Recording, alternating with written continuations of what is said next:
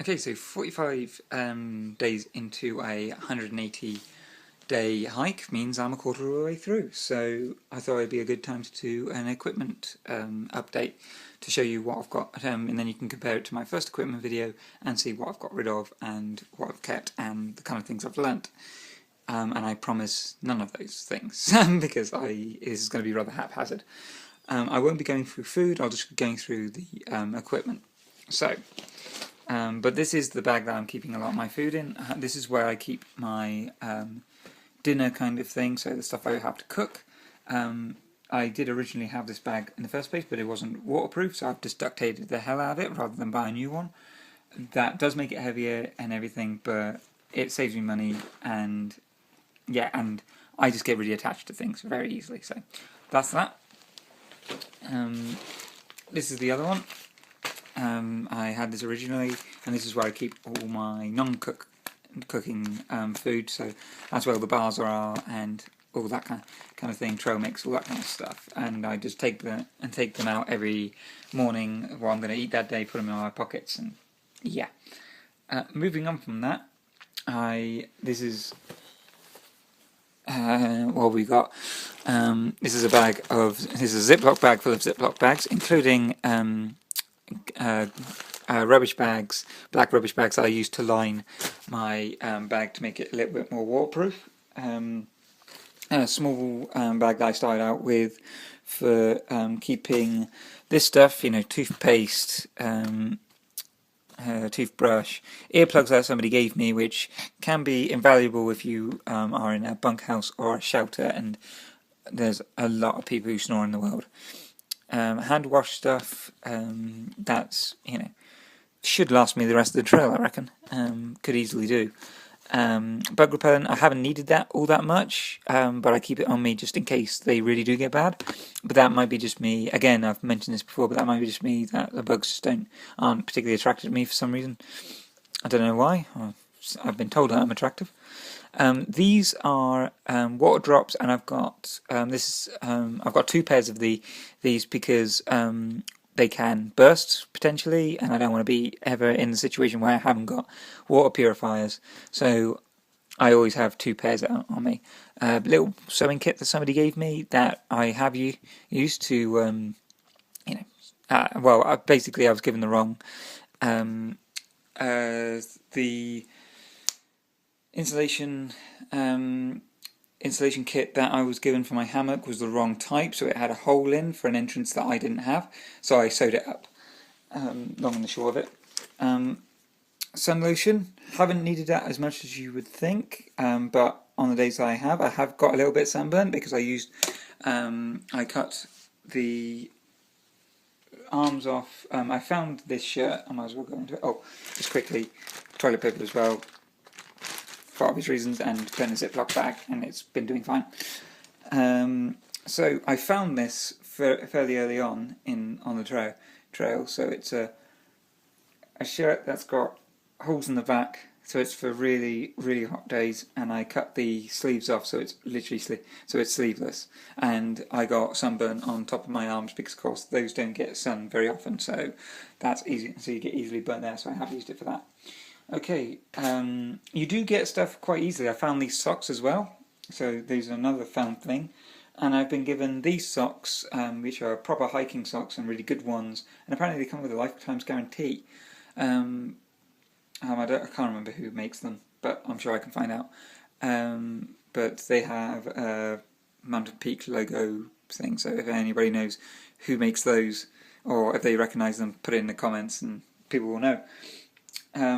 But I will probably get rid of these socks that I found in replace of those, because I've already got too many socks as it is. I've got, in fact, 3 pairs, but I'm going to keep those ones for keeping warm, for not wear them except for at night, and then I can put those on if I ever have a disaster and everything's wet except for these or something. And I can use them for walking when these have completely worn through, but they're the same socks. These 3 pairs are the same socks I started with. Moving on, tea towel. I don't really need it. I should probably get rid of it.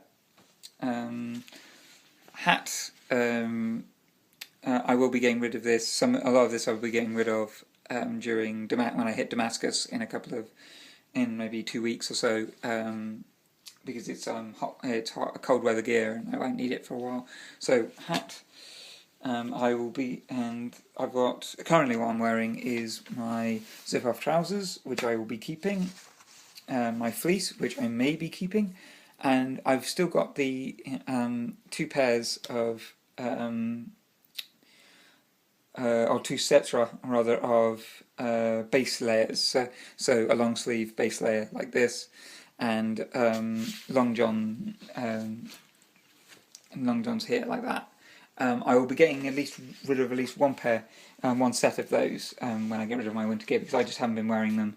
I just wear one set, so I might be wearing shorts, the zip off the trousers, and just wear the shorts and say this, and I will be sleeping in it, and I will be walking in it, and I won't change.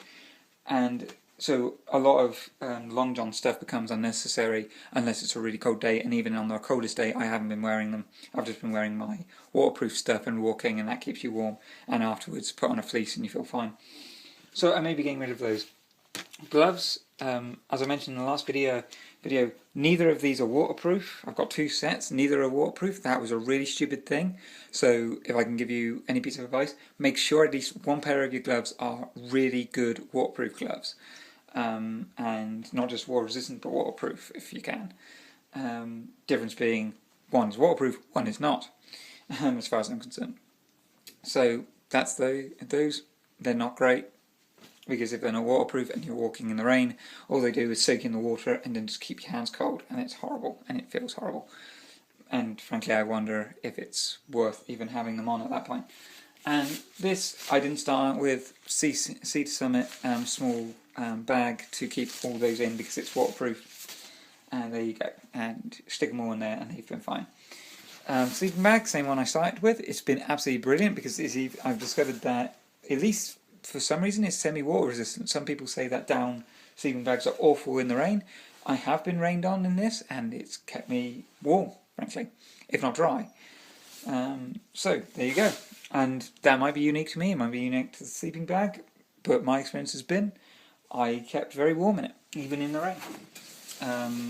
This is a new bag that Dave gave me, this guy I met called Dave. When he found out that a lot of my bags were not waterproof, he just gave me this one. And I don't know if this one is totally waterproof, but it's only water resistant. So yeah, that's why I'm keeping my hammock and sleeping bag in. Moving on, as quickly as I can. Knife, I said in my first gear video, I didn't know what this is for. That was the point, that you bring a knife for using it in times when you don't think in the times you don't consider that you'll need it.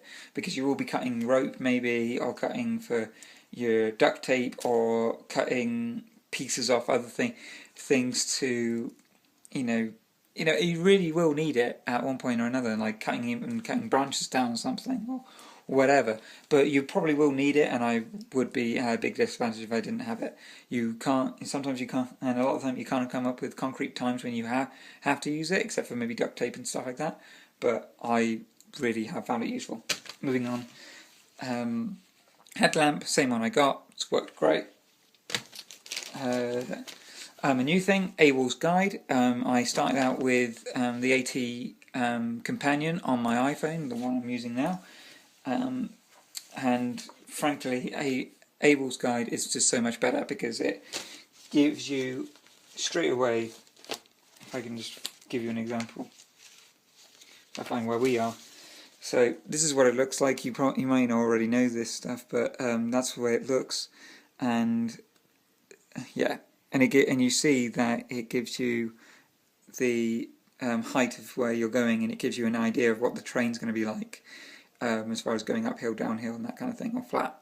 So, yeah, as far as I'm concerned, and it gives you really good information. As far as I'm concerned, get AWOL's Guide. If you've got to choose between Companion and this, get AWOL's Guide. Unfortunately, you can't get it digitally, but it's well worth it. I keep it in this Ziploc bag with 2 pens, just because I found one pen and I don't get rid of it.